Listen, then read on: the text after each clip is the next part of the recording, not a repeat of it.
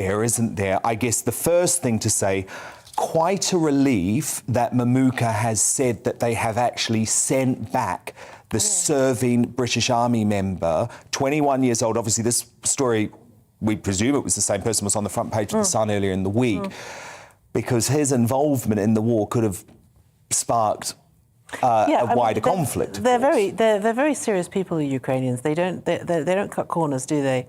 And I thought there was something rather sweet about his sort of almost avuncular attitude to this guy who'd obviously, you know, he appreciated his effort, but no, it's not legal. We can't do this. I'm afraid you'll have to go back. They're not. I mean, if you sort of set them next to Putin, the gangster, who basically, you know, doesn't care what he does. No, well, he's sending 18-year-olds with virtually zero. There's a guy with proper morals, you know, who really understands, who has a moral compass, and I think that's the difference. And Dominique, quite a relief, though, isn't it, of course, because the involvement in British troops did raise the spectre of Russia being able to say, well, look, here's a NATO, a member, a troop from a NATO country on the ground. Yeah, exactly. And I think, of course, it's extremely selfless that people in this country would, you know, go and fight for Ukraine, but at the same time, it would spark World War III. And I think, you know, it's right for the British government to tell people not to do that. Although I'm not sure I can actually blame some of the, you know, British troops that have gone over, because Liz Truss was basically encouraging random people to go over there and fight and saying it was fine. So, bit mixed messaging there, not very. Well, Amy Nicole, I guess they are accepting former British Army members. The point is you just cannot be serving at the moment. Yeah, and I think it just shows how we have all become so emotionally involved in this war and this conflict. But I do find it, when I watch something like your interview just done, I do find it astonishing that that's happening so close to us still, that we're sitting here in this normality. And that is the situation right now. So it takes your breath away, doesn't it? Absolutely, the bravery of these people. Sarah, though, I want to return to my digest and net zero, because you've got these Extinction Rebellion lunatics threatening Mary Hell next month. Well, I think finally, the government now has to stand firm against the green loons and say, energy independence is more important. I think in terms of the Extinction Rebellion people, they just have to arrest them as soon as they put up their tents or glue themselves to whatever it is they're going to glue themselves to. I think, you know, what you said about Russia funding the sort of, you know, the kind of discrediting of fracking was very true. I mean, Matt Ridley was very good on all of that stuff, and no one listened to him. And it is true. I mean, you know, we would be fracking now. I don't think we've fracked since 2015, if I'm right. So, you know, that is a resource that we should be using. And of course, I mean, I understand that we need to reduce our carbon emissions, and I think that's a perfectly sort of, you know, laudable aim, but it has to be done in a sensible way, and it has to be done whilst, you know, we've got to replace the stuff, you know, we need to really think seriously about nuclear. Do you think a sensible way is fracking, which to me feels like, oh, we're feeling a bit stressed, I'm going to start smoking? Well, there's no evidence. I mean, fracking is perfectly safe. I mean, the Americans are doing it perfectly successfully without any problems at all. The carbon produced by fracking is one of the most concerning parts of... Yeah, of course, but the thing is that we're not able to wean ourselves off the carbon just yet. But I mean, we are getting there, and we will roll on to other sources of energy, but the fact is that at the moment, I mean, we're actually quite lucky because we don't really buy that much energy from Russia. I think it's something like 4%, isn't it? Yes. But I mean, the problem that we have in Britain is that we've, you know, for years, decades, we've been becoming a service economy, which means that we don't produce anything. And we just import it. And we just import it, which means that we're really vulnerable in situations like this when you've got lunatics running around. You know, it was a similar thing when we had the start of COVID. You know, one of the reasons the British government made such a muddle of all the procurement of the PPE stuff was because we don't produce any of that stuff, so we had to buy it all, and they were just, you know, panicking and throwing money at the problem. We need to be more self-sufficient, and we need to be realistic. Sorry. Yeah. Dominique, you come in. Yeah, and even with fracking, of course, there are environmental concerns with that, but there are actually more green-friendly ways to frack. I was doing some research on this because I'm involved in the campaign that's calling for a referendum on net zero. Yes, and there are ways to frack where you don't actually use any water, and there's this company based in Canada called Gas Frack, that's worked at over 700 wells, used the process 2,500 times in Canada and the US. So there are more environmentally Why not just go friendly straight ways for to something do that it? is completely green and renewable? Because you have to think about the speed in It's too which expensive, we do Amy. it. It's going to cost We're not ready. $1.3 trillion. And the point is, by 2050, we will be ready. But it takes a long period of time. And I think there's a short-term emergency here.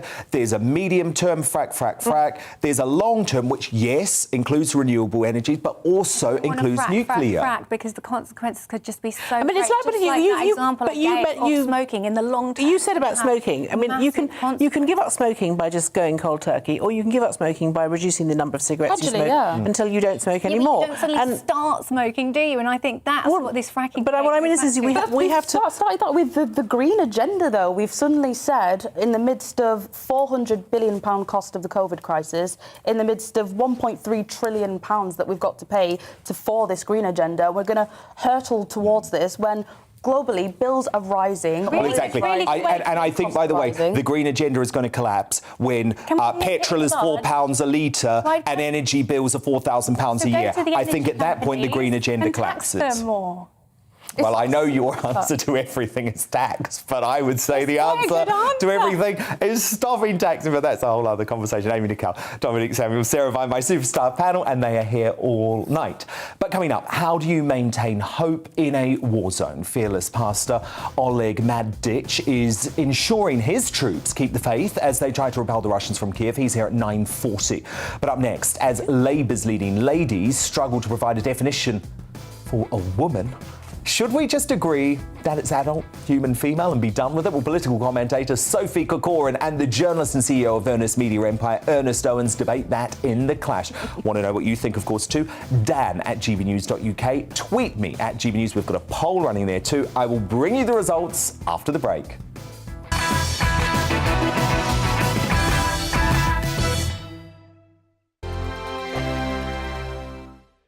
GB News is the UK's home of discussion and debate from all perspectives. To stay up to date on the latest stories, Make sure that you subscribe to the GB News channel. right here on YouTube. You can watch us live 24/7 across the whole world. You can also check out exclusive content and catch up on previous episodes of your favourite shows.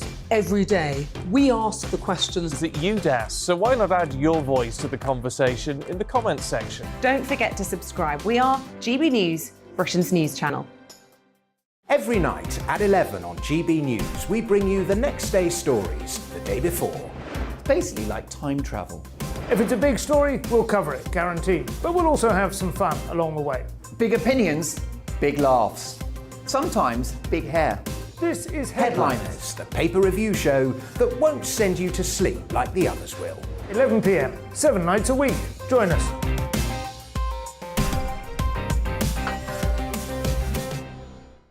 Hello there, I'm Eamon Holmes. And I'm Isabel Webster. And we hope you can join us for Breakfast with Eamon. And Isabel. You make me laugh out loud, belly laugh. Is that important first thing in the morning? Yeah, absolutely. And there's me trying to be deadly serious. News is a serious business. Yeah, I have to rein you in sometimes. Well, it doesn't stop us laughing at it. It doesn't stop us having an opinion on what's going on. Yeah. And it certainly will not stop us reflecting what you think. Weekdays from 6 to 9:30 on GB News. I'm Dan Wootton. Join me Monday to Thursday from 9 to 11 for the feistiest and most fun news debate on TV, where free speech reigns. I'll bring you a sharp take on the day's biggest stories, bombshell newsmaker interviews, and A-list guests. And I guarantee you, no spin, no bias, no censorship, and no reason to go to bed. That's Dan Wootton tonight, Monday to Thursdays from 9 on GB News.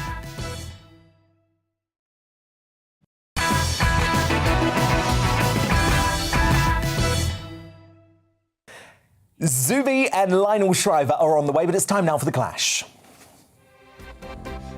And why do the leading females in the Labour Party seem to find it impossible to know what a woman is? Well, Yvette Cooper yesterday became the second member of the opposition front bench to refuse to provide a definition of a woman, hot on the heels of Annalise Dodd's doddery display on Radio 4. Listen to them both, awkwardly struggling to answer what surely should be a very simple question. Comfortable defining what a woman is? I think people get themselves down rabbit holes on this one. I just think let's just celebrate International Women's Day and amazing women all over the country, amazing women all over the world, but also challenge inequalities and say what it is we need to be doing for the future. But a lot of people listening would say, well, I know what a woman is. It's really straightforward. And then it feels that politicians start to get themselves into rabbit holes about this. Yeah, as you can see, I'm avoiding going down a rabbit hole because I just think this is pointless. Labour's definition of a woman? Well, I have to say that there are different definitions legally around what a woman actually is. I mean, you look at the definition within the Equality Act, and I think it just says someone who is adult and female, I think, but then doesn't say how you define either of those things. I mean, obviously, that's then you've got the biological definition, legal definition, all this kind of thing. With respect, I didn't ask for that. What's the Labour definition? Well, I think with respect, Emma, I think it does depend what the context is, surely. Surely? Surely not. So, as those two Labour front benches refuse to go down the rabbit hole, as they call it, I want to ask, is the definition of a woman an adult human female? As always, I'd love to hear your thoughts. Dan at gbnews.uk. Tweet me at gbnews. Vote in our Twitter poll. I'll bring you the results shortly, but to help make up your mind, political commentator Sophie Corcoran and the journalist and chief executive of Earnest Media Empire, Ernest Owens. Sophie, you're a woman. Is this a simple question if I put it to you? Yes, I don't even know how we're going to debate this because I think there is no debate to be had. It's quite simple. If you have a vagina and your chromosomes are X whatever, I think it's XX, isn't it? I don't even know now. If your chromosomes are for a bird, you're a bird. If they're not, you're a bloke. Simple as. Ernest, you think Sophie's wrong? I think so. I think that there is women, just like race and sexual orientation varies, but I believe that a woman can either be cisgender or transgender, but trans women are women and cisgender women are women, period. Easy. Is that if you're talking about sex or gender? It's gender. We're not talking about sex at all. We're talking about gender. Well, I think we are, aren't we, Sophie? If we ask what is a woman, we're talking about someone's sex. Ultimately, trans women are not women. They are trans women. They are different. You cannot be born with a penis and relate to a woman. You're just not. And this conversation, a woman is a woman. And the fact that people are refusing to, agree with what a woman is insulting for us women. We've fought, mercilessly for our rights against men for years and years and years. And now we're facing the exact same battle, but with men who just happen to call themselves women. I mean, Ernest, do you think there's a slight irony that you're a man trying to define what a woman is? No, I'm talking as a human defining what humanhood is. When we talk about, this idea around definitions and these attacks, living in the United States of America, there was a time where I was considered 3/5 of a person. And then society woke up and realized that I was a full person, and my ancestors were. And so it was called slavery.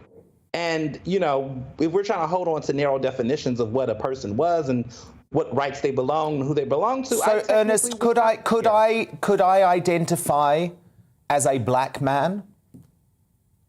There has been many who have. But could I? I'm not telling you what you could be. Do you identify as a black man? I would say that if I identified as a black man, you would rightly say that I was ridiculous and that I was racist. So what the heck is the difference? Well, the difference here is that I think when we are conflating the idea around gender, sexuality, and race, you cannot conflate it when it comes to something that is an identity. So what I mean here is that your limited definition of what a woman is based on genitalia. I would be defining it not based on skin color alone, but other identities. I don't think that genitalia defines one person's gender. That's a choice that you all decide to do. I think it's narrow to do something like that. But Sophie, Sophie, you must be with me on this, though, Sophie, because there is absolute outrage any time, and I think correct outrage, by the way, any time someone who is white defines as another ethnicity. Ultimately, if I wanted, I could call myself a fish if I wanted to, but it doesn't make me a fish because I don't have the properties of a fish. So, Because you're not- because unfortunately, at that calling point- yourself a woman does not magically make you one. And it's really irritating that these wet, liberal men always come and lecture young women like me. Oh, you know, erase women. You must have men in your bathrooms. You must allow men in your prisons. You must allow men no in one your said sports. that, No, but I'm not saying there should be men in those absolutely not. bathrooms. Never have, never will. I don't think that men should be in women's bathrooms, but you asked the question. You didn't say men. You said trans women. Trans women are Because women. they are men. So Sophie, you're saying you wouldn't accept a trans woman to use the same bathroom as you? If you have a penis... Even if they've had gender... But what if they've gone through gender reassignment surgery? No. Exactly. That's the problem. You use other facilities. I think it's ridiculous. Why should us women have to, be the compassionate ones? Why do we have to be the compassionate ones? Why have we got to be the ones that accept it? Absolutely not. No. Absolutely no. Not having it. They should go to a men's bathroom? That's weird. I think that a person who is a woman, who identifies as a woman, and you're making the case around safety, where would you suggest trans people go? Why do you care? Why do you care? It doesn't impact you. It doesn't impact you at all. That's there. Why should women be less safe? Why should we be unsafe so that the trans people can feel more safe? Why do we have to take a step down? Using the same rhetoric that stopped people that look like me to get the rights that I do. The threat was the propaganda that you're saying, that there are people that thought that people that look like me was 3/5 of a person, that if I went to your schools and integrated your societies, that I would be a threat and danger. You don't see how you're using the same rhetoric? It has nothing to do with you. What a trans woman does with their rights has nothing to do with you. Okay, final word to you, Sophie. In my bathroom. It does not. You as a cis woman do not have anything taken away from you. Hang on. I'm not a cis woman. I'm a woman. There's no okay, and trans women are women. You don't even have to use those labels. The original woman. There's no other version. Trans women are women, just like cisgender women are women. Thank you so much. That was the political commentator and broadcaster Sophie Corcoran and journalist and chief executive of Ernest Media Empire, Ernest Owens. Thank you both. So who do you agree with? Well, Debbie on Twitter says, of course it is. Women are adult females, sick to death of all these labels. Now, I'm not a cis woman either. I am just a woman. End of. So she's making the point that Sophie just made. Ali on Twitter says, it's so utterly preposterous that we even have to take a vote on this. Women are adult females. Trans women, a trans woman. They have rights and should be treated kindly as we all should, but they are not women. But Remain on Twitter says, people are getting bogged down on the definition of woman. As most people will know, the word has undergone numerous changes of meaning and spelling. Language is a reflection of society, not a rule book. And your verdict is now in. 90% of you agree that the definition of a woman is adult human female. Just 10% of you disagree with that. Fascinating debate. Now, coming up, has the identity politics obsessed woke West empowered Putin by being so out of touch and ridiculous? Well, acclaimed author Lionel Shriver tackles Americans and Europeans waking up to what actual badness looks like in The Outsider. But next, we return to Kyiv to speak to Ukrainian pastor Oleg Magdych, helping his troops keep the faith as they fight for their country's freedom. Don't miss that fascinating insight from the front line straight after the break.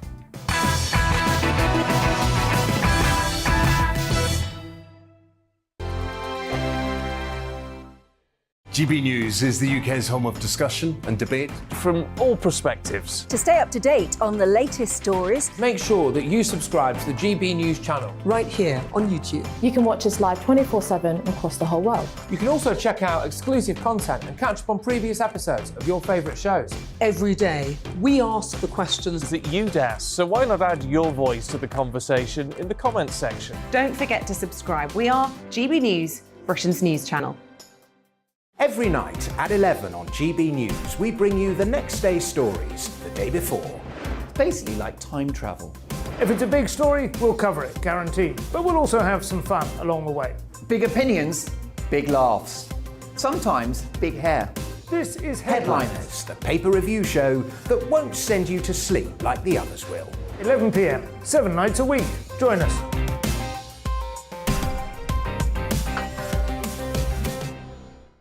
Hello there, I'm Eamon Holmes. And I'm Isabel Webster. And we hope you can join us for Breakfast with Eamon and Isabel. You make me laugh out loud, belly laugh. Is that important first thing in the morning? Yeah, absolutely. And there's me trying to be deadly serious. News is a serious business. Yeah, I have to rein you in sometimes. Well, it doesn't stop us laughing at it. It doesn't stop us having an opinion on what's going on. Yeah. And it certainly will not stop us reflecting what you think. Weekdays from 6 to 9:30 on GB News. I'm Dan Wootton. Join me Monday to Thursday from 9 to 11 for the feistiest and most fun news debate on TV, where free speech reigns. I'll bring you a sharp take on the day's biggest stories, bombshell newsmaker interviews, and A-list guests. And I guarantee you, no spin, no bias, no censorship, and no reason to go to bed. That's Dan Wootton tonight, Monday to Thursdays from 9 on GB News.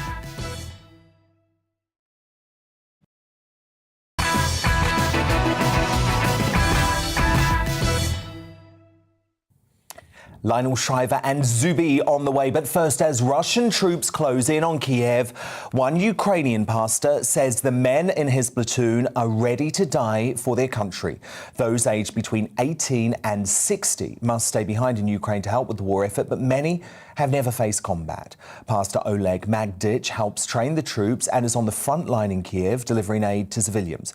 Oleg's sent his family to the other side of the country to what he hopes is safety. He's just been on patrol around the capital and he joins me now. Oleg, great to have you. Firstly, I just wanted to ask about the situation in Kiev tonight. Is there any sign of this anticipated increased Russian airstrikes? Yes, thank you for having me and for giving me a chance to speak up for my country and to deliver the message about what's going on in Ukraine at the moment. Kiev has airstrikes alert almost every other hour, and you never know if those alerts are true or false, because the last airstrike that happened was a couple of days ago when a few bombs were dropped on Kiev. So with every airstrike alert, people are going into the basements and trying to hide. And we are expecting more airstrikes, and that's one of the things that we're struggling with. We can fight the enemy on the ground, but we need no-fly zone as soon as possible, because Putin's planes are dropping bombs on civilians and they're killing civilians. Oleg, how do you help people keep the faith at what is the absolute worst moment anyone can experience in their life? Well, if you are talking about soldiers, most soldiers that are fighting at the moment, they are volunteers, and they have made this decision deliberately to take the weapon and to protect their families, their country, their homes, their loved ones. So they do have this faith that the enemy cannot destroy. Of course, they are afraid to die, but many of them are ready to die. Because of the importance of the mission to the country? Of course. We are facing the critical moment in our entire history, because Putin is not after our land. Putin is after our nation. I understand. Keep up the amazing work, and please keep in touch with us. That is Oleg Magdych, a Ukrainian pastor fighting Russians on the front line in Kiev. Thank you so much. Well, the editor-in-chief of Russian state channel RT has quit her job, branding Putin's government totalitarian. Once an anti-Kremlin critic, Maria Baranova was almost jailed for her part in anti-government protests between 2011 and 2013. But she ended up putting aside her objections and joining the Kremlin propaganda channel in 2019. But Putin's war and some of her colleagues' posts around it proved too much for her, and she quit with the words, "This regime will finally turn our life into one endless hell. And Maria joins me now from Moscow, where she remains despite the risks of speaking out. Maria, do you feel your safety is at threat? Hi, thank you for having me on. I have to correct you. I'm not editor-in-chief. I'm managing editor of a minor charity project of RT. But the fact that I joined RT at some time was once a big history. So, yeah, I was quite a vocal critic to Putin's regime. And yes. I'm again a huge critic to Putin's regime. So nothing changed, actually. No, but you spent those 2 years within RT, which, yes, it was a surprise, absolutely. But now that you've quit, do you feel like your safety is at threat given what Putin has done to other prominent Russian journalists? I never felt safe since I decided to participate in opposition politics. So it has been 12 years for now. And it's very hard to be scared all the time. So, and I also have quite a good psychotherapist. I still have money for him. So, well, that is important, and I'm glad you've still got your sense of humour about it. Take me inside RT. A lot of people are quitting. A lot of people are not satisfied. Are the people who we see on screen, Maria, the reporters, the presenters, do they really believe this propaganda that they're spouting? The problem is, like, people really believe in what they say. And this is why I quit. I decided that, okay, people go out on the streets, I will have my own protest.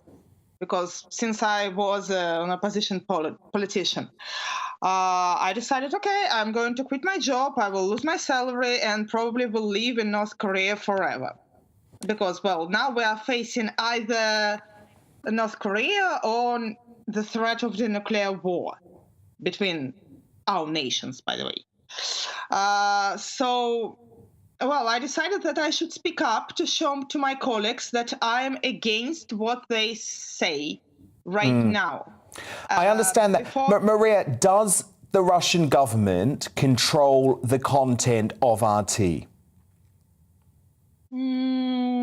I doubt if the Russian government control the content of RT, but the fact is, like, the people who work for RT are in favor of Russian government. Okay. They really agree. They really agree with the combat operation. We are not even allowed to name the war. But anyway, people kind of agree with the Russian government. That was the most trouble. That what troubled me the most. I understand. So, well, look, good on you. Good on you for standing up for what you believe in and getting out of RT. That is Maria Baranova, former managing editor at Russia Today. Thank you so much.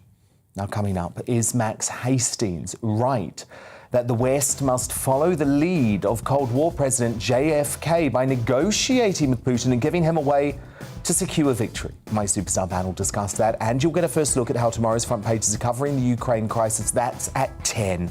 But first, as Russian shells rain down on Ukraine and the world is put on nuclear alert, we're grappling with something, genuinely major. Finally make the uber-woke West grow up. Well, top author and Spectator columnist Lionel Shriver tackles the return of what she describes as actual badness. That's in The Outsider next.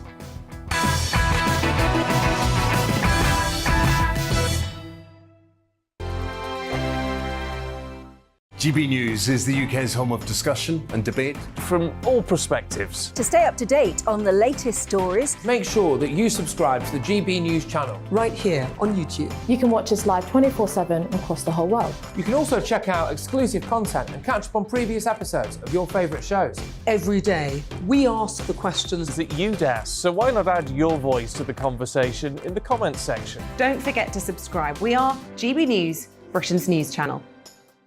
Every night at 11 on GB News, we bring you the next day's stories the day before. Basically like time travel. If it's a big story, we'll cover it, guaranteed. But we'll also have some fun along the way. Big opinions, big laughs. Sometimes big hair. This is Headliners, the paper review show that won't send you to sleep like the others will. 11 p.m, 7 nights a week. Join us.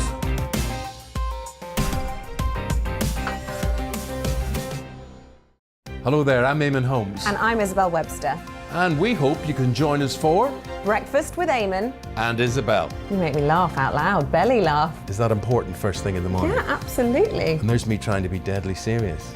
News is a serious business. Yeah, I have to rein you in sometimes. Well, it doesn't stop us laughing at it. It doesn't stop us having an opinion on what's going on. Yeah. And it certainly will not stop us reflecting what you think. Weekdays from 6 to 9:30 on GB News.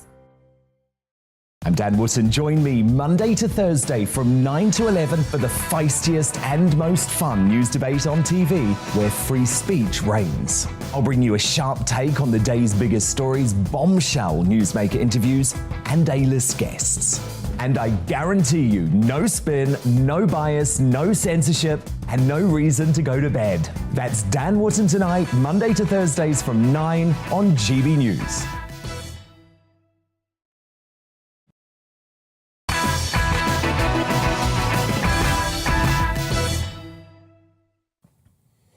Tomorrow's newspaper front page is on the way, but first, Lionel Shriver is tonight's outsider. Russia's invasion of Ukraine, supported with indiscriminate civilian missile strikes and fueled by a relentless propaganda machine, has really put our gripes into perspective. For the past 2 years, anyone who dared to question lockdowns was accused of misinformation, and those who protested for bodily autonomy were branded dangerous far-right nutjobs.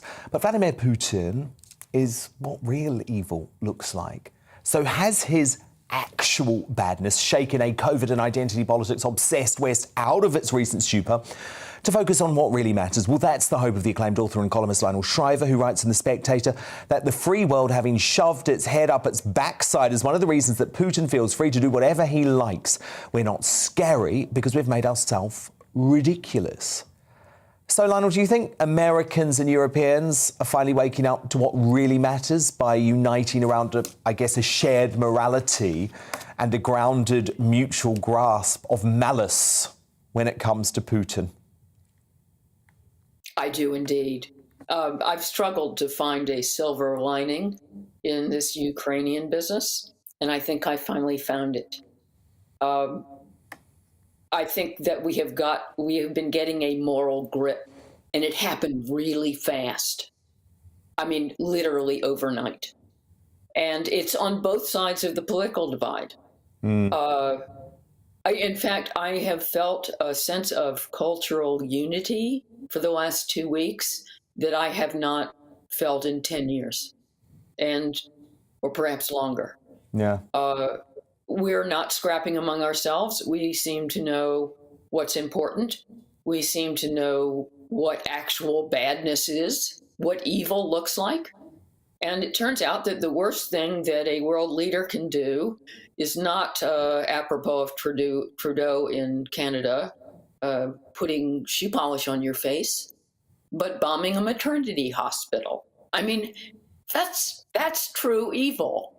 And I'm afraid that especially the last few years, since about 2015, we have completely lost a grip as to what moral struggling is about, what we need to fight. And one of the nicest things that's happened is in journalism.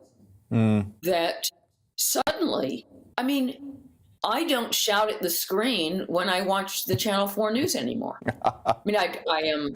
It won't last, Lionel. It won't last. But I'm cool with it, and I'm on the journalist's side, and I admire them for putting themselves in harm's way and trying to get us accurate information. I believe them. I believe the New York Times when I read it. And that hasn't happened since at least 2016. Are you surprised, Lionel, though, how quickly it seems like the New York Times and the BBC and Channel 4 don't seem to think COVID is dangerous anymore? They've forgotten about it very quickly. Oh, yes. Have we turned the page on that one? And I sense that everyone is relieved on this point. Everyone was ready to let it go, even the people who are obsessing about it on the news. I've never seen an issue age so quickly.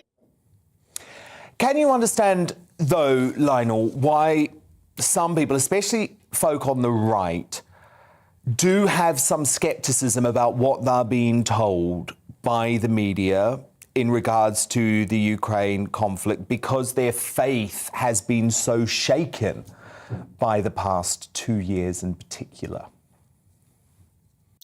Absolutely. And although I can see why we would all want to put COVID behind us, I don't think it's a good idea for us to forget what happened. No. Especially apropos of, all this autocracy that we deplore in Putin. Well, we have just gone through 2 years of solid autocracy from our own governments. And nobody has said they're sorry. And nobody has said, well, that was hypocritical, wasn't it? To rescind all of our people's civil liberties at the drop of a hat. And the other reason that anyone who's paying attention, not just people on the right, have reason to be concerned about is propaganda. I mean, we have been subject to an onslaught of propaganda. You remember those horrific posters? Oh, yeah.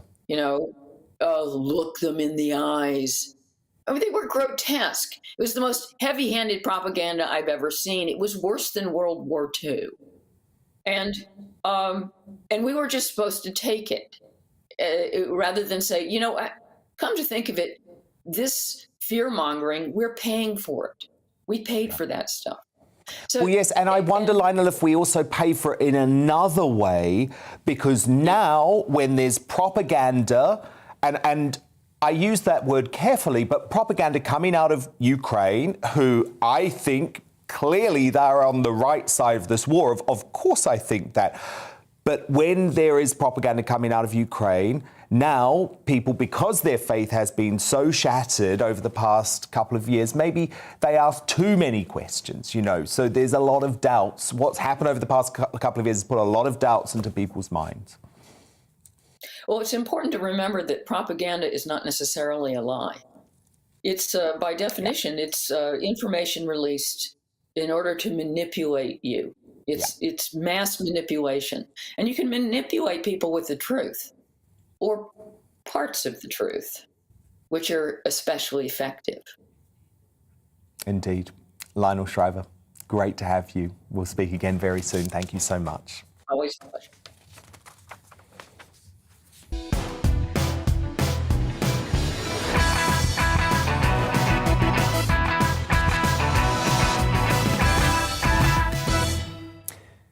It's 10 p.m. I'm Dan Wootton, and breaking tonight as the brutal Russian war in Ukraine enters its third week. Premier League football club Chelsea has been swept up in the global turmoil.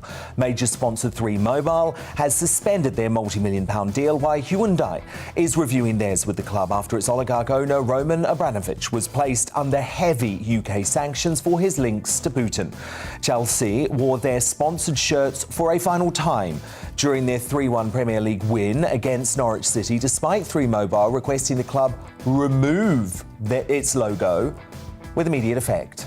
We'll see how the newspaper front pages cover Chelsea and the ongoing conflict in Ukraine throughout the hour in the Media Buzz, where we'll also debate, should the West heed history and follow the lead of Cold War President JFK by negotiating with the Russians to convince Putin he secured a victory?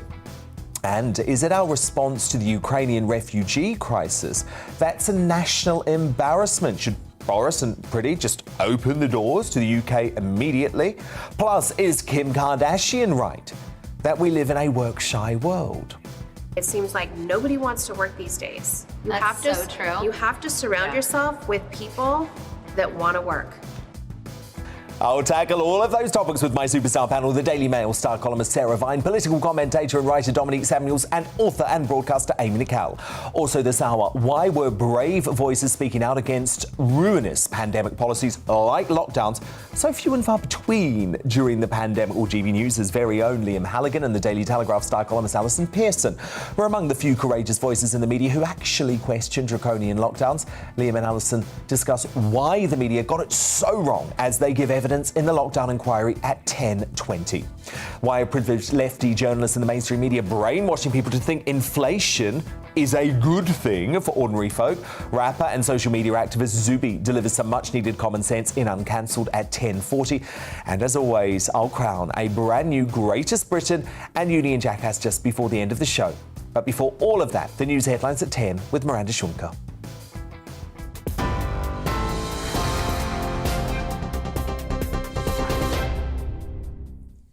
Thank you, Dan. Good evening. The top stories from the GB newsroom. The Ministry of Defence says Russia's progress in Ukraine is slowing due to increased numbers of troops being sent to surround the cities. Speaking to Sky News, Boris Johnson has again ruled out imposing a no-fly zone over Ukraine, saying it would bring the UK and NATO into direct conflict with Russia, something he was determined to avoid. That's despite Russia's airstrike on a maternity hospital in the city of Mariupol, which left 3 people dead and at least 17 wounded. Well, as Ukrainians continue to flee the country, a group of 20 children suffering with chronic illnesses and cancer, along with 50 family members, have crossed into Poland. Paramedics carried them into a hospital carriage of a train equipped with stretchers and medical supplies heading to the border. Just a few of the 1.4 million people now to have entered Poland from Ukraine since the invasion began.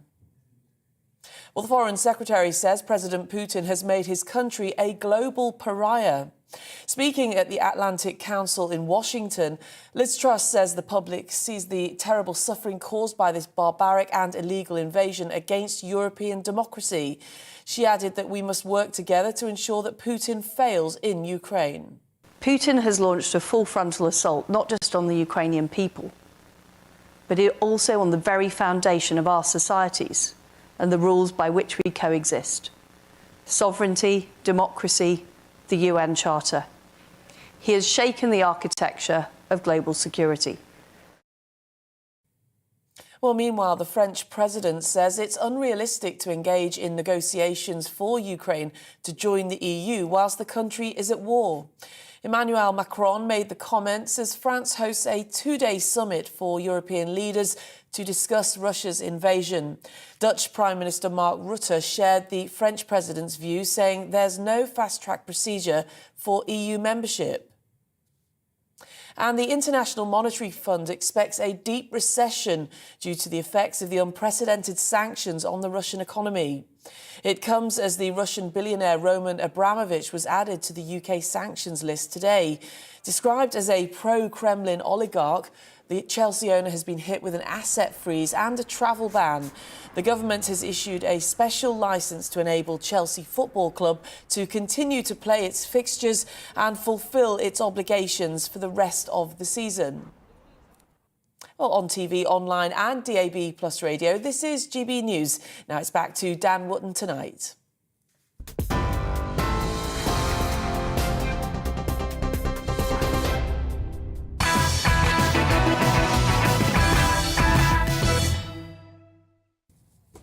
Tomorrow's news tonight now in our Media Buzz. First front pages are in. They've both gone with the Abramovich story. Blood on his hands, say the Metro, as they splash a picture of the Chelsea Football Club owner sitting with Vladimir Putin. All of Abramovich's UK assets frozen today as part of a wide-ranging sanctions, including the club he owns 100% of, Chelsea, who are now playing on a special licence. They are up for sale, of course, but currently banned from buying players and can't sell match tickets under the licence. The Eye go with the same headline, actually, as the UK accuses Abramovich of destabilising Ukraine and supplying steel, which may have been used to build Russian tanks.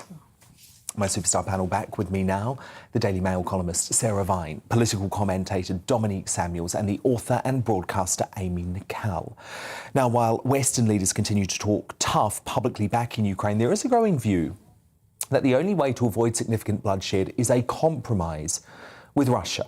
The journalist and military historian Max Hastings has said that no matter how painful, there must be a deal with Putin.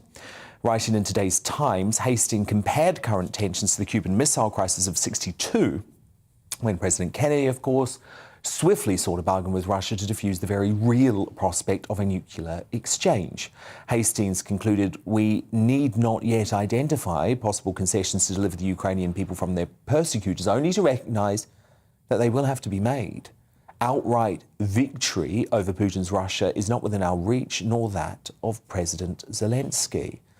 Now, Dominique Samuels, you believe a compromise with Russia acknowledging the separatist regions and ruling out NATO membership, you think that's a necessity? Yeah, I said this last week. I said specifically that we should recognise the annexation of Crimea. Even Zelensky himself has said that, you know, they're not going to get Crimea back. We have not made any efforts to get Crimea back either. I also said that we should recognise the two separatist regions that Putin declared independent. And then after I actually recommended that, Russia demanded that. Now, I'm not saying that we should bow into all of those demands, but let's go back to after the First World War, where everybody wanted to punish Germany through the Treaty of Versailles. Hitler himself used the Treaty of Versailles and the sanctions that were put on Germany to justify his totalitarian regime and then the invasion of Poland. So when we think about Putin and how we deal with Putin, it's almost like dealing with a child. You need to make them think that they've won. And if the end game of that is avoiding nuclear exchange, I really don't see the problem. And I think the people that are saying we need to destroy Putin, all they're doing is calling for World War III. That's not going to help anyone because we will all suffer, and we're all suffering right now because of these sanctions that we're calling for. And how long is this going to go on for? But surely it's like saying if somebody breaks into your house, so you're going to concede and say keep the lounge. But that's what we've literally always done. That's how diplomatic relations and international relations work. We always concede things with other powers to come to some kind of end goal. That's how the end of the Cold War was. Although since World War II, Sarah, there hasn't been a superpower invading a sovereign state. I mean, so this is very significant if we do concede these two separatist areas. The thing is, it's realpolitik. We haven't had. To Russia, sorry. You know, I thought Max's piece was brilliant. Actually, people should read it because it was really well written, and he's just a very good historian, and he can just have this historical view, which I think is really helpful. Definitely, I think at the moment it's sorry. I was saying seriously, like you need to actually understand history. Yeah, history is really important in all of this. But the thing to say is that, you know, we live. The difficulty that we have now is that we live in a very emotional world. Social media, particularly, makes the world that we live in highly tense, really charged emotionally, and people, you know. Max was talking about Kennedy and all of those people. They operated in a vacuum. They were the decision makers. They were able to make decisions based on, you know, the information they had. They were able to think about them. At the moment, politicians operate in a sort of, you know, under fire constantly from emotions, from people who don't have any expertise, who don't understand the context, who don't know all the facts, who think they're experts. It's very, very hard to make decisions in that context. But we have to remember... Sorry. Well, I was just going to say, in that context, then, is there an issue with the fact that we are so in the tag for Zelensky now, and you've got everyone displaying the blue and yellow of the Ukrainian flag, which we feel an emotional need, but actually, is it going to make it harder for politicians to end the war with a compromise? Because what's happened is just one second, and then I promise so. But it's that polarisation, that instant polarisation that happens on social media. You're either good or bad. You're either for or against, and actually, that's as Dominic was explaining, that's not how these things actually work. So, Amy, you disagree? Really, one of the things that you have to look at that in the piece that we're discussing, it said Putin's posturing. This isn't posturing. This is full-scale war that is happening. It's not full-scale war. Well, it is on Ukraine. Well, full-scale war would be NATO forces yesterday, a maternity engaging in close hospital combat was with Russians, and I that's think not I really would have agreed with the piece, and I would agree with the sentiment. We need to chat, and we need to talk. We need to be diplomatic. I've always said that about everything to do with Afghanistan, to this situation. But then they bombed a maternity hospital, and I think when it gets to that, but you see what? But you're absolutely right. But you see, this is that's proof what I'm just trying illustration to say, of your point, because we wouldn't have usually seen those horrors. So it's very hard to say, let's talk to a man who's just bombed a maternity hospital. hospital.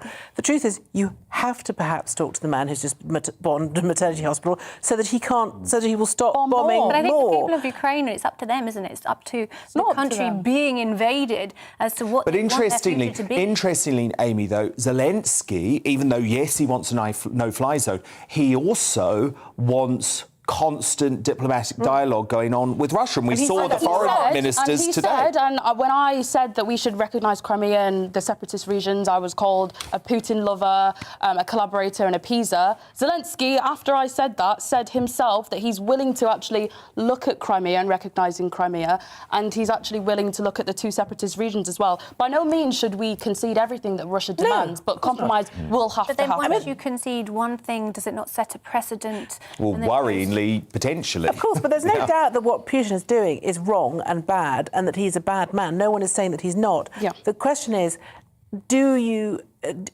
try and respond in a non-emotional way, or do you just allow your... I mean, you look at those pictures and you just feel like you want to just grab a knife and go and stab him in the head, don't you? That's the natural... That's what they do to you. They make you feel like that.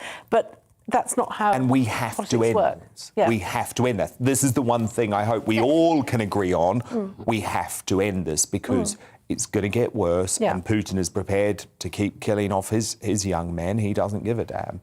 Now, look, this is a bit of a segue, but stick with me. Kim Kardashian has sparked fresh controversy after levelling the accusation that nobody in business wants to work these days, even though the famed reality star built at least part of her own fame and fortune off a notorious leaked sex tape. So here she is, offering her pearls of wisdom. The best advice for women in business: get your fucking ass up and work. It seems like nobody wants to work these days. That's so true. You have to surround yourself with people that want to work. Have a good work environment where everyone loves what they do, because you have one life. No toxic work environments. And show up and do the work. Do you know, I have to say, sex tape or no sex tape, I am with Kim on this one. Too many youngsters these days are after this instant fame on TikTok or Instagram. Thing is, the Kardashians have actually worked damn hard to get where they are. So stop working from home, you millennials, and put the hours in at the office, Amy, to get ahead. Please clarify that. I think she is completely and utterly right. They work damn hard and they have always been criticised. You know what Sarah did say earlier? It does take a long time to make a TikTok video, and it is damn hard work. It is such hard work. I tell you what, I'm not taking advice from a woman. You on TikTok, Sarah? No, I lurk on TikTok just so that I can see what my daughter's up to, which is never anything good. I haven't made any videos. It keeps asking me to, but I'm not going to. But I mean, yeah, I do. It's like she slightly sounded there like she'd had a bit of trouble with her cleaning lady or something. I think what she's doing, specifically in that context as well, is because I'm a fan of Keeping Up with the Kardashians, and the running storyline has been is that Kourtney Kardashian absolutely hates working. That is the running thing. She didn't want to do glam. She didn't want to film because, you know, work just isn't a priority in her life, and that's probably why Kim said you can't be in toxic work environments. But look, I think it's completely true, and there's an irony in all of this because, of course, part of this desperate desire for instant fame has come from the Kardashians. So I think it's actually really powerful to have the figurehead of the family saying, you know what, go and work. And look, people like to slag her off, but she's getting her law degree. She's going to become a lawyer. She has worked bloody hard. And I hate this whole culture that we've got at the moment, because remember, we were speaking about it the other week, Dominique, with that reality star Molly May. Yeah, Molly May. Anytime a celebrity actually comes out and says, it's hard to become successful. It is. They get attacked. And I think we would all agree, we all work hard. You have to work hard. Yeah. Somebody on minimum wage who does a cleaning job, they work very hard. It doesn't equal being rich. Like, money doesn't equal that you work hard. But it's different. A lot of people in low-paid jobs work very hard. And I think the message that she and Molly May say is, you work hard, you get rich. And that is the problematic thing, and that social mobility isn't that straightforward, as much as I would love it to be.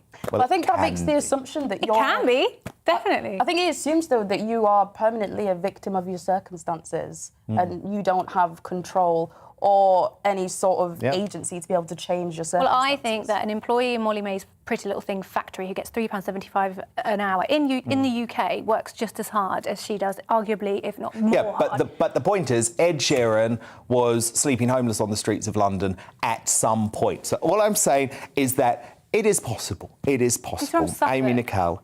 Dominique Samuel, Sarah Vine, thank you so much. Now, coming up, is the way we're treating Ukrainians fleeing the horrors of war a national disgrace? I'll debate that as my superstar panel return. This idea of whether Boris should immediately just throw open the UK's doors to all Ukrainian refugees. That's as the media buzz continues at 10:30. But next, how did it feel to be one of the few still on planet normal during the pandemic? GBNews star Liam Halligan and the Daily Telegraph columnist Alison Pearson were shining lights, while the compliant media completely failed to ask the questions that I think really should have been debated. They are next to give evidence in the lockdown inquiry. That's straight after the break.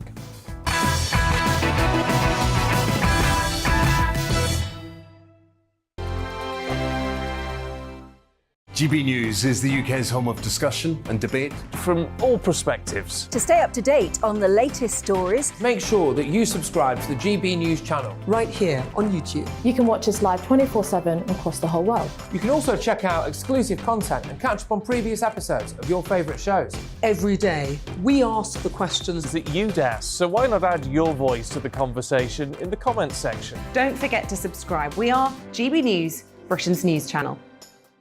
Every night at 11 on GB News, we bring you the next day's stories the day before. Basically like time travel. If it's a big story, we'll cover it, guaranteed. But we'll also have some fun along the way. Big opinions, big laughs. Sometimes big hair. This is Headliners, the paper review show that won't send you to sleep like the others will. 11 p.m, 7 nights a week. Join us.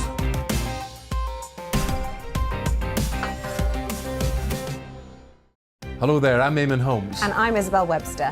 And we hope you can join us for Breakfast with Eamon and Isabel. You make me laugh out loud, belly laugh. Is that important first thing in the morning? Yeah, absolutely. And there's me trying to be deadly serious. News is a serious business. Yeah, I have to rein you in sometimes. Well, it doesn't stop us laughing at it. It doesn't stop us having an opinion on what's going on. Yeah. And it certainly will not stop us reflecting what you think. Weekdays from 6 to 9:30 on GB News. I'm Dan Wootton. Join me Monday to Thursday from 9 to 11 for the feistiest and most fun news debate on TV, where free speech reigns. I'll bring you a sharp take on the day's biggest stories, bombshell newsmaker interviews, and A-list guests. And I guarantee you, no spin, no bias, no censorship, and no reason to go to bed. That's Dan Wootton tonight, Monday to Thursdays from 9 on GB News.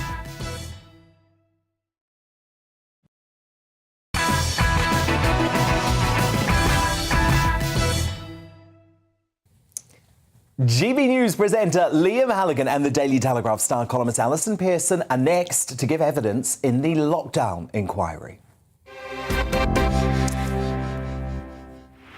Now, one of the biggest letdowns throughout the coronavirus crisis was a compliant media that completely failed to ask the necessary questions when Sage and the government followed the communist Chinese government and plunged us into historic, draconian and completely untested lockdowns for a period of over 2 years.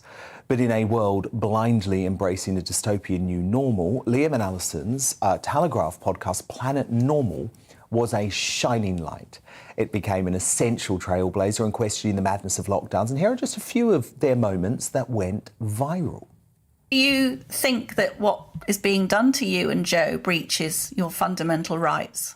It certainly has very little connection with humanity. No one's taking a lease on our lives, are they, at 83 years of age? Rod wrote to Planet Normal a few weeks ago because Rod's concerned about what lockdown's doing to our kids. And I've had harrowing stories from parents in my own school of 4 and 5-year-olds who are now frightened to go on a play date because they think someone's going to die as a result of it.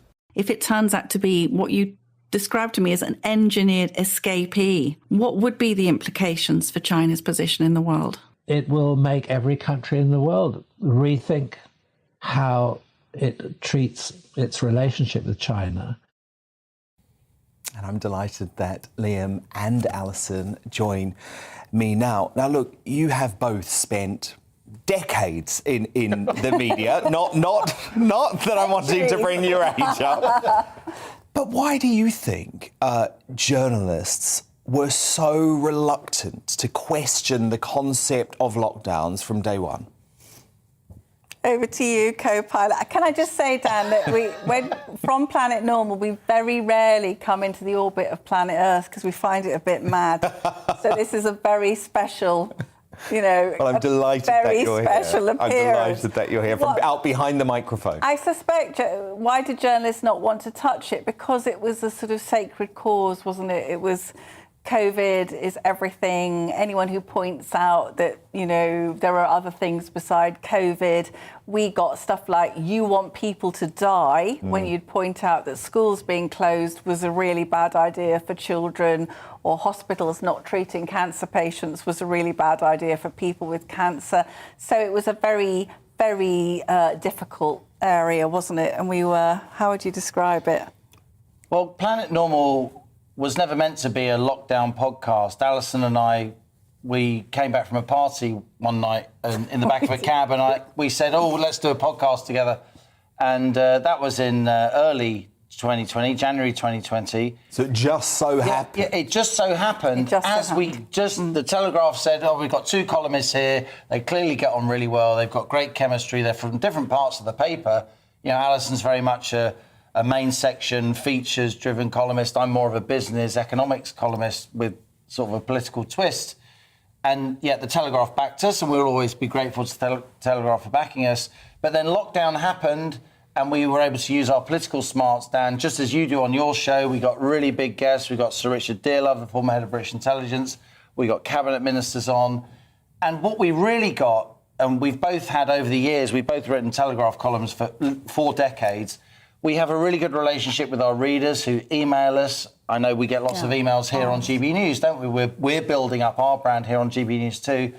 And lots of our readers were telling us how disillusioned they were with mainstream media coverage of lockdown. And, as it happens, I'm a trained statistician, Alison isn't, and yet she is rightly known across the media landscape as somebody who's very determined and curious. Can we just correct that? So we have Halligan, world-class economist, Alison Pearson, failed maths O-level. I wasn't going to say anything. So to put it generously, we cover the pitch of human knowledge. But Alison, then what was fascinating is you got your secret sources from within the NHS who were providing you with a lot of stats that we weren't being officially presented, and you were bold enough and brave enough to broadcast these statistics. I would happily never have looked at another graph in my life after teenage years, but I think, Dan, it became clear that we were being lied to. I know we can find nicer words to say that, but we were being lied to. And our source, George, as we call them in the NHS, him or her, was saying that graph that they're showing at the number 10 briefing, Whitty and Valence, the Brothers Grimm, the graph they're showing you, it's taking the lowest recent data, it's taking the lowest historical data about COVID, and it's projecting to the highest data, and it's making it look really, really alarming. And it's only using, do you remember I said this to you? It's only using percentages, so they'd say it's 50% bigger this week. And I mean, that could mean from 10 to 15, Dan. So I think even I, who didn't understand any of this stuff at the beginning, became very, very keen as a journalist to work out what the hell is going on and why are these people deliberately frightening people, not providing the context, which we now know was there all along. Well, yes, and what's so fascinating is some of these ideas that you both tackled in the early days of Planet Normal, and as you say, were called either granny killers or conspiracy theorists for propagating. Yeah, we did. And only our togetherness sort of kept us on the road, right? No, right. And our readers talking to us. Listeners and readers. Yeah, because I believe me, I know how difficult it was over that period. But a lot of those ideas are now actually being put out by the BBC or by health authorities themselves. For example, the deaths with COVID, which we all knew were a joke from the start. Those clips you kindly played, Dan, and we really appreciate you having us on your show, because you've been always... It's great to have you. I've listened to Planet Normal throughout. You've been a huge Planet Normal booster since we began, and it's only been other journalistic colleagues and our readers and listeners who've kept us on the straight and narrow and kept us sane. Those clips you just played there, we had Sir Richard Dearlove. That was an interview that came to Planet Normal in the early days of spring 2020, and Sir Richard Dearlove, the former head of British intelligence, said, you know what, I think this was created in a lab, and I think this was not deliberately spread by the Chinese, it was a mistake, and they're not admitting it, right? That was nutso. But because he was the head of British intelligence, the Telegraph put it on the front page, didn't they? Yeah, and then it was followed up in America, and no other broadcaster or media in the UK would touch it. Now it's conventional wisdom, right? Now it's conventional wisdom. The other interviews that you highlighted there, Robert Styler, and we start to blubber when we think about Robert Styler, don't we? Robert and Josephine were a couple who featured on our podcast.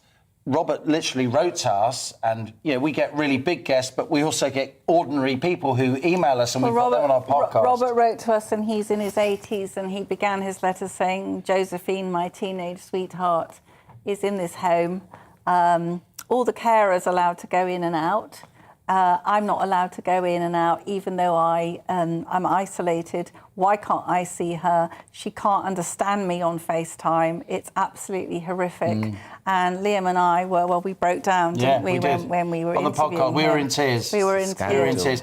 But at the same time, we were using our journalistic platforms to really give ministers a hard time round the back to say, do you realise what's happening when you're not putting these graphs up in these Downing Street? Well, of course, and that's why the podcast, I think, has been so influential, because, of course, we know, and we now know as a fact, that Boris Johnson was very concerned about what the Daily Telegraph was writing. And Lord Frost, of course, who came on your podcast for one of his first interviews, actually said he, of course, was the only member of the cabinet brave enough to actually quit over lockdown policies, and he said he was influenced by Planet Normal. Well, that's all you can dream of as a journalist. Why do we come into journalism?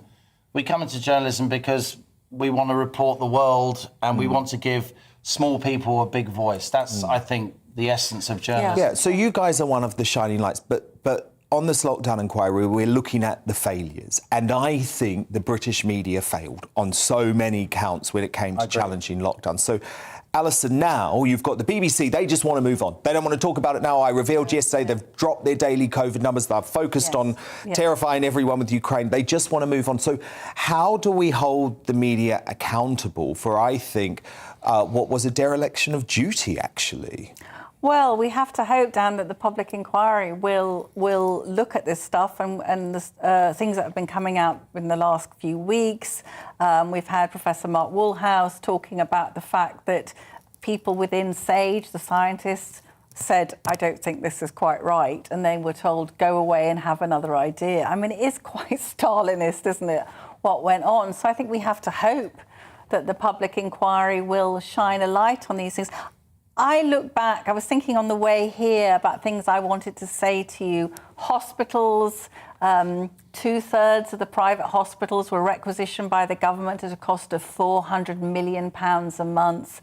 All the private hospitals were requisitioned. 2/3 were never used at all. Our schools were closed down longer than schools in any other country except Italy. And people were not talking about it because, as I said, COVID was supposed to be the great overarching thing. We've never denied, Liam, have we, that it was serious? We've both been vaccinated. We supported the first lockdown, but we came to see very rapidly that the costs to human beings in terms of mental suffering, physical suffering was so great, really. We also championed the authors of the Great Barrington Declaration at a time when they were political pariahs. Shanatra Gupta, Martin Kulldorff, Jay Bhattacharya, literally the world's leading epidemiologist, Shanatra Gupta, of course, of Oxford University.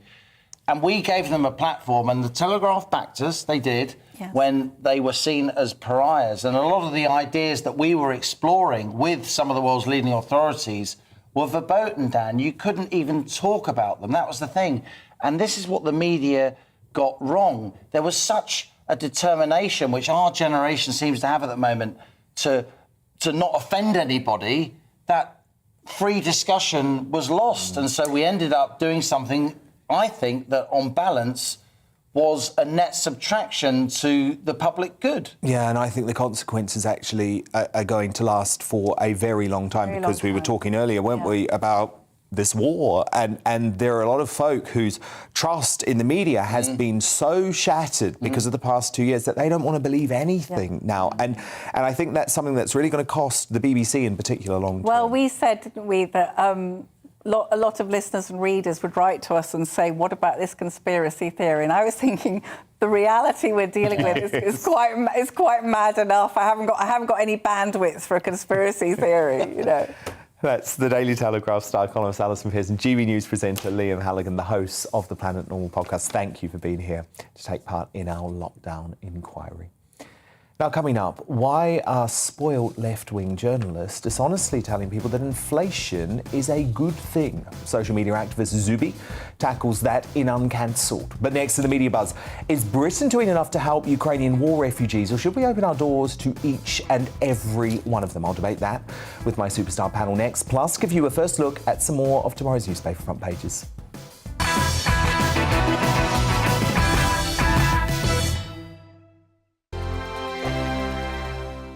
GB News is the UK's home of discussion and debate from all perspectives. To stay up to date on the latest stories, make sure that you subscribe to the GB News channel right here on YouTube. You can watch us live 24/7 across the whole world. You can also check out exclusive content and catch up on previous episodes of your favourite shows. Every day, we ask the questions that you'd ask, so why not add your voice to the conversation in the comments section? Don't forget to subscribe. We are GB News, Britain's news channel. Every night at 11 on GB News, we bring you the next day's stories the day before. Basically like time travel. If it's a big story, we'll cover it, guaranteed. But we'll also have some fun along the way. Big opinions, big laughs. Sometimes big hair. This is Headliners, the paper review show that won't send you to sleep like the others will. 11 p.m, 7 nights a week. Join us.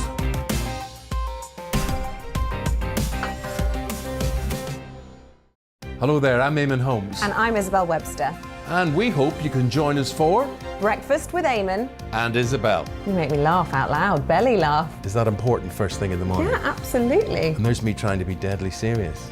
News is a serious business. Yeah, I have to rein you in sometimes. Well, it doesn't stop us laughing at it. It doesn't stop us having an opinion on what's going on. Yeah. And it certainly will not stop us reflecting what you think. Weekdays from 6 to 9:30 on GB News.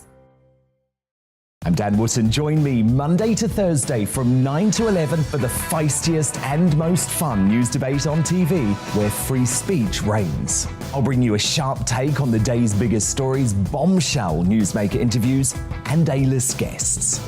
And I guarantee you, no spin, no bias, no censorship, and no reason to go to bed. That's Dan Wootton tonight, Monday to Thursdays from 9 on GB News.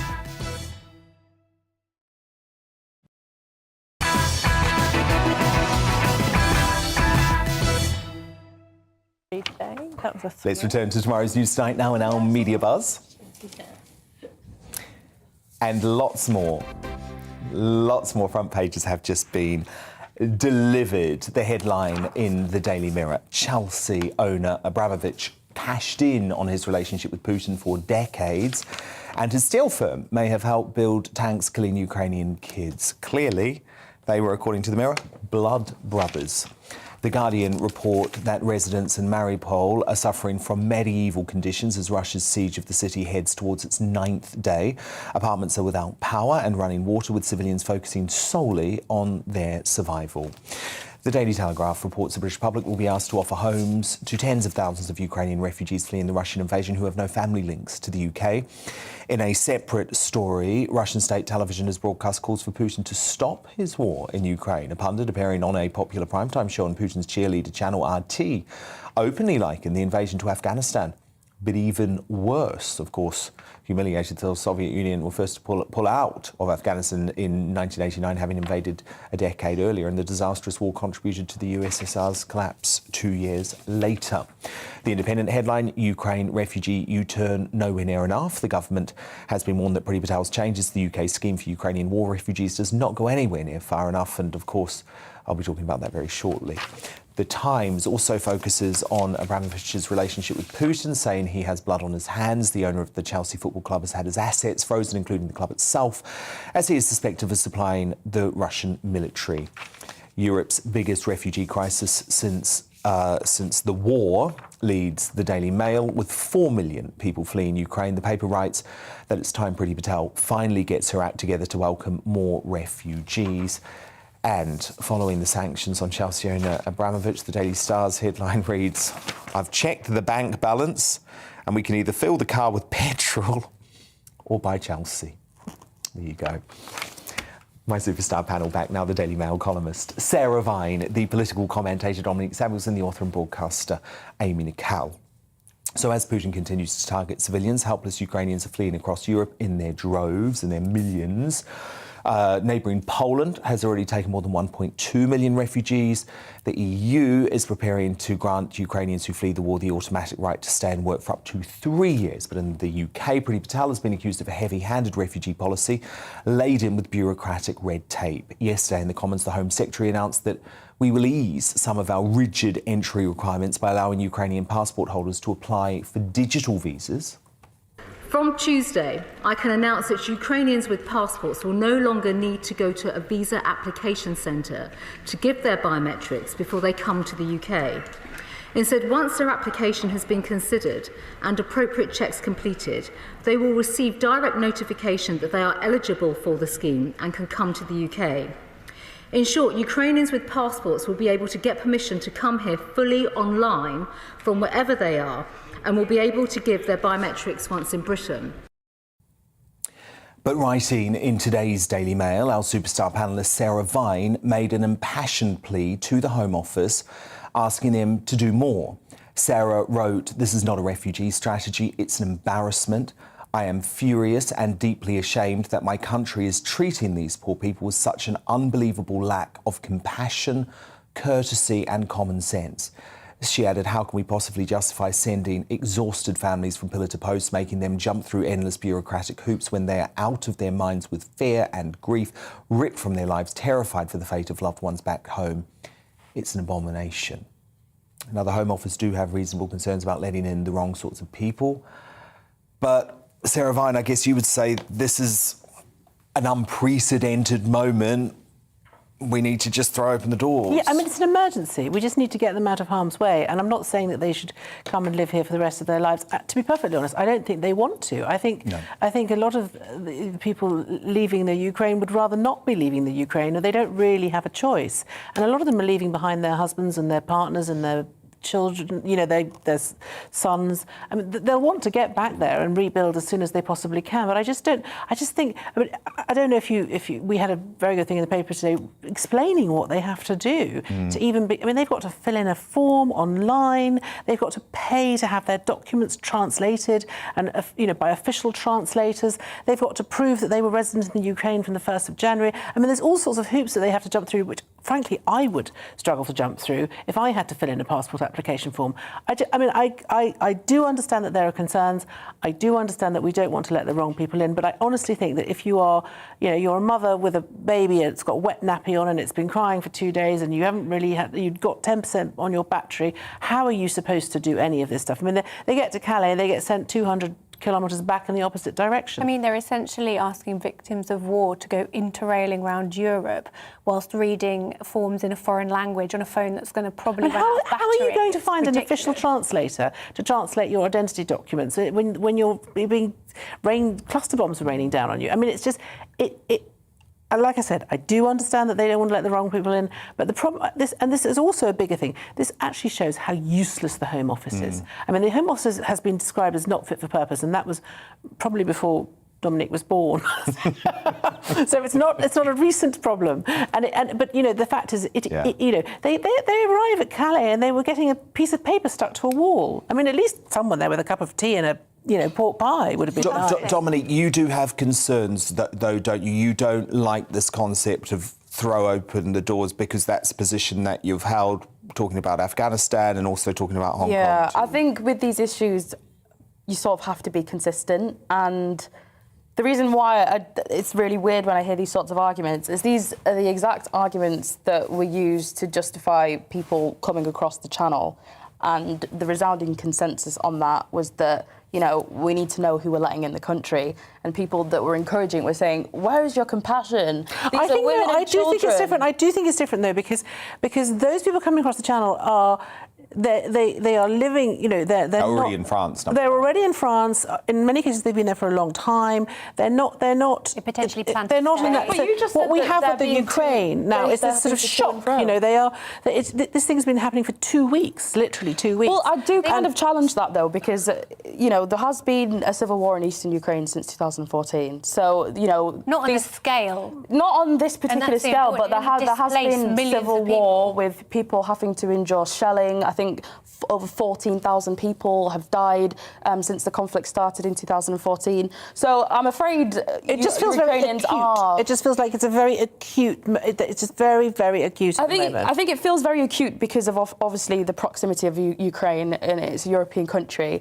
But at the same time, you know, the people that flee from Africa and the Middle East, a lot of them are coming from countries that endure civil war as well. But also, the other thing to say is that most of these people coming from the Ukraine are all, vast majority of women, children and old ladies. They're not men. And they're not economic refugees like the ones coming across. So a lot of the ones that we see coming across on the small boats, I mean, I'm not saying that they are also not leaving terrible situations and that they aren't completely right to try and find a better life. But they're young men. They're not as vulnerable. This feels like evacuees during World War II. It does, and we really. I think we need to be aware of that. You have to be consistent, though, because, for example, with Afghanistan, I urged caution with that as well. I just don't think we're in a position to be opening the floodgates to the rest of the world. And yeah, I think Ukrainian refugees are important, but I think they should have to go by the same rules as any other. I just think the one area where I have quite a bit of sympathy for the Home Office is that if in 3, 4, 5 years' time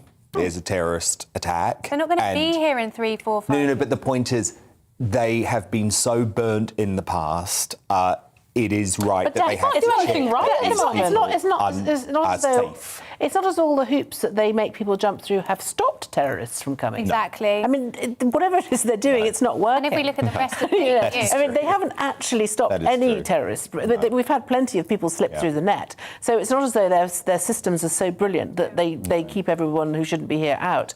So, you know, I mean, if they did, I would have some more sympathy for them. But you know, see how she loves this, though, and I think we know Amy wants a full open borders policy. Full stop. Exactly. So it leads to I want to move on though. Because I have to talk about this. Meghan and Harry's slimy little attack dog, Scobie, has been at it again, spreading more fake news on behalf of his hero, the Duchess of Sussex. This time, outrageously accusing Prince William of making a racist comment regarding the conflict in Ukraine. So in a now deleted tweet, Scobie leapt onto an online report which claimed William had said Britons were more used to seeing conflict in Africa and Asia. And Scobie wrote, unsurprised to see backlash against Prince William's ignorant remark. Europe has seen some of the bloodiest conflicts in the past 2 centuries, but sure, let's normalise war and death in Africa and Asia. Except here's the problem. William actually said nothing of the sort, only referring to how peaceful Europe had been in recent decades. And here's the proof. Everyone's horrified by what they're saying. They are really horrified. And the news every day is just, it's almost infallible to actually witness it. So, you know, from our generation, it's very alien to see this happen in Europe. So, Omid Scobie, instead of trying to satisfy your paymasters, Harry and Meghan's pathetic feud, how about you start just reporting the truth? And he didn't apologise either. Well, the other thing is that he's doubled down on it because he's now saying that it was wrong of Prince William to say that that you know, war in Europe is very alien. He didn't say that. He said war in Europe is very alien to my generation. Exactly. He was clearly very conscious of the fact that his grandmother was in London as we were born. The thing is, this is what happens when people who are not journalists get made into journalists because, you know... Yeah, he's a PR man, isn't he? He's a PR man. Yeah. He should check his facts. Yes, Sarah Ryan, Dominic Samuels, Amy Nicole, do stand by, because coming up, Wessex Premier League Football Club bowed to woke lefties by cancelling our very own Dominic and our very own Nigel Farage's Power Not Poverty rally. Well, Dominic will reveal all as we crown a new Greatest Britain in Union jackass before the end of the show. But next, why a privileged lefty journalist in the mainstream media brainwashing people to think inflation is a good thing. Rapper and social media activist Zubi delivers a no-nonsense take in Uncancelled. First, a very quick look at what's coming up in Monday's show. Coming up on Dan Wootton tonight, we'll speak to more courageous Ukrainians fighting for their lives in the middle of a war zone, including the MasterChef winner who's turned his restaurant into a bomb shelter. Was sacrificing education the most egregious mistake of the pandemic? Israeli vaccine chief Cyril Cohen is next to give evidence in the lockdown inquiry as he reveals his pandemic regrets. Plus, GBNews star Neil Oliver and trigonometry host Konstantin Kisin give their no-nonsense take on the world's biggest talking points. And I'll break down the day's headlines with my superstar panel. The Daily Express columnist Carol Malone, senior reporter at the newspaper Benjamin Butterworth, and social commentator Esther Kraku. That's Dan Wootton tonight, Monday to Thursday from 9 p.m. till 11 p.m.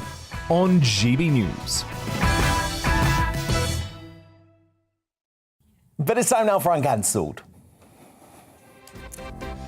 And this is where Britain's top commentators speak out on controversial issues without the fear of the cancel culture sweeping the rest of the media. And as you are well aware, we're in the midst of a crippling cost of living crisis with rising food prices, household bills soaring to record heights, and it's not likely to ease up soon, with the Bank of England forecasting that inflation will surpass 7% this spring, seeing the tightest squeeze on living standards in 6 decades. So, with spiralling daily costs leaving hardworking people on their knees, can you believe that some spoiled lefty journalists are actually trying to convince us that inflation is a good thing? Well, according to the liberal media elite, while it doesn't feel like it now, inflation will benefit working class people in the long run, arguing that it's the rich with more assets and savings in the bank who will be hit hardest. So hopefully that thought will keep you warm at night when you can't pay your eating bill. Well, activist and freedom fighter Zubi says inflation is a war on the poor, and headlines like this are not the result of stupidity. They're actually about malice. And Zubi joins me now. So, Zubi, what's going on here? Why is there all of this sudden desire by a lot of the mainstream media to convince us that we should be embracing inflation for some reason? Hey, Dan. So I generally try to shy away from assuming motives. But for anyone who has the most basic grasp on economics, they, number one, would have been able to predict that with the huge amount of money printing that's been going on in various countries, as well as having people locked down for ages and not actually working, as well as providing various forms of stimulus packages and just injecting cash directly into people's bank accounts, it was predictable for the past couple of years that this was going to lead to some serious inflation. If I remember correctly, seeing some articles about this time a year and a half or so ago, or 2 years ago, firstly, they were claiming that inflation was not going to happen, and then they shifted the narrative to saying that it would be transitory and it would just be temporary. And now they've switched to the inflation is good narrative, or that inflation is somehow okay or good for everyday citizens in the USA or in the UK or elsewhere, but it's somehow bad from the so-called 1%. It's bad for people who own a lot of money and have a lot of wealth, which is completely backwards. So I don't know exactly who they're trying to cover for. I don't know if they're trying to cover for the Federal Reserve in the USA and the Bank of England in the UK, but it certainly seems like they are trying to shift the narrative and even invert it from what the truth is. Yeah, it's fascinating, isn't it? And I think you're very right, by the way, to bring lockdowns and the response to the pandemic into this too, because I think there's got to be a heck of a lot of blaming the Russian-Ukraine conflict, which, yes, clearly has exacerbated the situation. But I mean, I was looking back at your tweet, Zubi, and you were warning of this inflation crisis months and months and months ago, because it was just obvious that it was going to be one of the consequences of essentially shutting down most of the world's economy in some way for 2 years. Yeah, I don't have a crystal ball at all, Dan. I'm also not a formally trained economist. I do have an A-level in economics, but we learned about what happens when We learned about what happens when there's a huge amount of quantitative easing, aka money printing.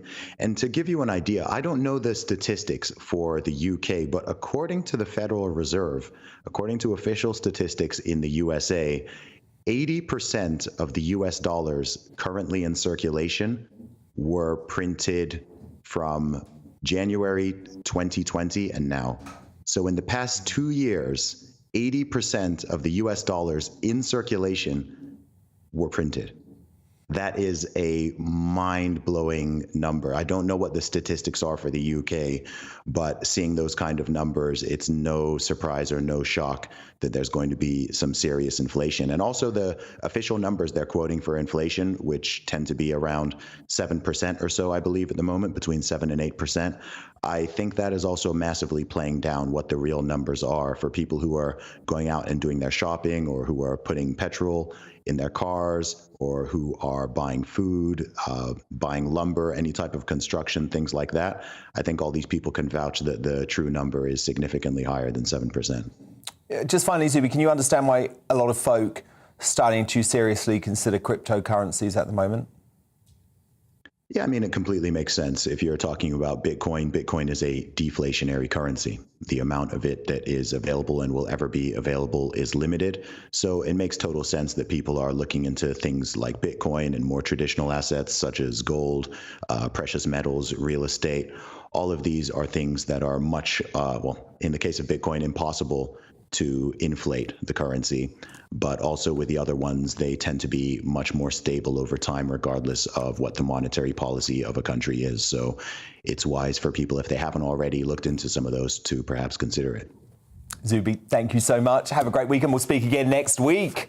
But it's time now to reveal today's Greatest Britain and Union Jackass. My superstar panel are back with me. Sarah Vine, who's your nominee for your Greatest Britain today? It's the Queen, obviously. Yes, and it was great to see her smiling, and she's wasn't better. it? Hooray! Woo. I know, and it just proves if she can recover from COVID, although she is fighting fit, isn't she, in so many ways, but we don't need to be so paranoid about it anymore. Dominique, your nominee. Mine is the Shadow Equalities Minister, Annalise Dodds, for refusing to actually define what a woman is on International Women's Day. Oh, is that your Greatest Britain? Oh, yes. No. The Jackass. Oh. J.K. Rowling, I thought it was going to be. Oh, yeah, because someone printed it wrong on the paper. Yeah, it's J.K. Rowling. I was going to say, Dominique, have you just done a total 180 on your political beliefs? My goodness. The first time I've made a mistake like this, I apologise. But yeah, J.K. Rowling for calling out Annalise Dodds. She's a badass. And Amy Nicole. We're doing Greatest Britain. You throw me Yes. off completely. Is the campaigner Sarah LeBrock, who is campaigning to have obesity recognised as the disease that it is a chronic disease that is also prone to relapses. Fight the stigma that. Well, I'm going to go with J.K. Rowling, because I thought the way that she called out Annalise Dodds this week for her ridiculous answer, refusing to even define what a woman was just absolutely brilliant. She's completely fearless, J.K. Rowling, and the great thing is she is uncancelable. Yep. Now, Union Jackass time. Sarah Vine, your nominee? Your friend and mine, Omid Scobie. Apparently he has finally issued some sort of retraction, which I was demanding hours ago, but he should never have done it in the first place. And as you say, this is what happens when you're an untrained journalist. Dominique, your nominee. I won't get this wrong. My Union Jackass is the University of Bolton Football Club for cancelling an event that I was due to speak at with Nigel Farage and Richard Tice. You're kidding? Exactly. Yeah, we were demanding a referendum on the government's net zero plans. It's a debate that needs to be had, and they cancelled it probably because Nigel Farage is part of it, which is ridiculous. Amy Nicole, your Union Jackass nominee. Mine's Kim Kardashian for what we saw earlier. Because she believes in hard work. Good one. That's it. Well, doesn't always pay off, guys. Well, sorry. I'm going to go with Sarah Vine on this one. Omid Scobie is my Union Jackass nominee, because the thing is, he has such a craven desire to try and prove that Prince William is somehow racist. Anyone who knows anything about Prince William will tell you that he's not racist. And he hadn't referred to Asia and Africa. I thought it was a disgrace. So he's my Union Jackass today. Sarah Vine, Dominique Samuels, Amy Nicole, fabulous superstar panel tonight. Thank you so much for being here. Thank you for your company this week. It's been really good to be back with you the last couple of nights. I'm back again Monday at 9 p.m. Headlines is next. Good night. Hello, I'm Helen Roberts. The next few days are looking fairly cloudy for most of us. Quite breezy, but it will be on the mild side for the time of year, and that cloud thick enough to produce some outbreaks of rain at times. Now, at the moment, we have this area of high pressure dominating across the continent, but what it's also doing is blocking these weather fronts from making much progress. So they're sitting across the country for quite long periods of time, and tonight is no exception. That weather front remaining fairly stationary across central parts of the country, bringing thick cloud and outbreaks of rain, and that rain will occasionally be on the heavy side. The cloud, though, does stop temperatures from falling too low, so it will be a fairly mild night for this time of year. And that brings us into Friday, so starting on a fairly cloudy note for most, perhaps a few brighter spells across far eastern extremities of the country. And we have yet another band of rain gradually edging its way northwards across the country as the day progresses. Following on behind that, we see a mixture of sunshine and showers, so a better chance of seeing some brightness, but equally some heavy downpours at times, maybe even the odd rumble of thunder. So this band of rain continues to track its way northwards, sunshine and showers following on behind, and those showers will linger right the way through tomorrow evening and overnight, and in fact the cloud will tend to thicken once again. So again, it won't be an especially cold night. No frost on the cards, temperatures holding up into high single figures for most.